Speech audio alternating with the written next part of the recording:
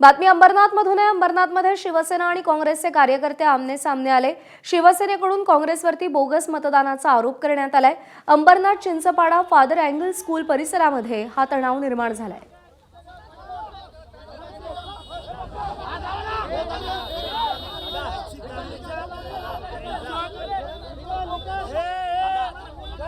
अंबरनाथमधली ही दृश्य आहेत। शिवसेना आणि काँग्रेस कार्यकर्ते आमने सामने आलेत। शिवसेनेनं काँग्रेसवरती बोगस मतदानाचा आरोप केलाय। Ambernath Chinchpada father Agnel school परिसरात त्यामुळे तणाव निर्माण झालेला आहे।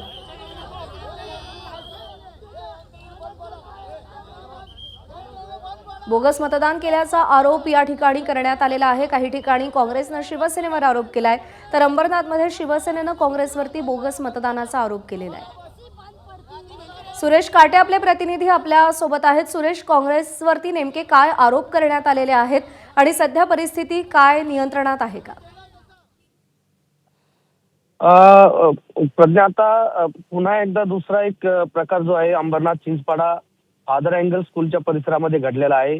शिवसेनेचे कृष्णा पाटील यांनी काँग्रेसवर बोगस मतदान केल्याचा आरोप केलेला आहे। त्यामुळे या दोघांचेही कार्यकर्ते आपसात भेटले होते त्या ठिकाणी।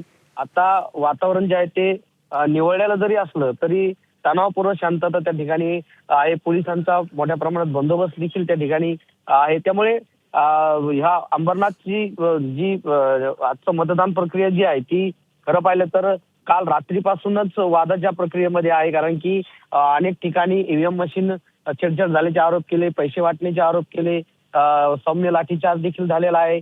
बोगस मतदान करण्यासाठी शेकडो महिलांना या ठिकाणी आणण्याचे आरोप करण्यात आलेले आहेत। त्यामुळे आजची ही अंबरनाथ नगर परिषदेची निवडणूक जी आहे ती राज्यामध्ये गाजलेली आहे। त्यामुळे आता या दुसरा प्रकार आहे।